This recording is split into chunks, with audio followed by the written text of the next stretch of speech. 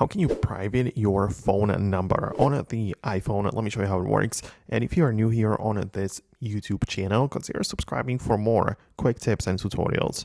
So you open up your settings, and at the bottom of the list entirely, we have apps menu. So these are the settings for individual apps installed on the iPhone. It's all sorted alphabetically, so go to the P for phone, and there you can manage random things. And the thing I want you to go to is the show my caller ID. And your caller ID is basically like the number which is going to be shown on other people's devices when you call them. So you can tap this. If you have multiple SIM cards, you can just choose which one you want to go with and change it for. And it's just one toggle. And by default, it's likely going to be turned on. It's likely going to be green, meaning that yes, it is allowed to show your phone number to other people.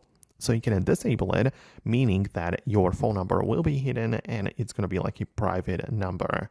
So that is how it works generally on the iPhone. As I said, it applies to separately, like if you have multiple SIM cards. So it depends on your setup, but that is where you can find it. So let me know in the comments below if it also worked for you. Subscribe for the next tutorials and videos like this, and I'll see you later.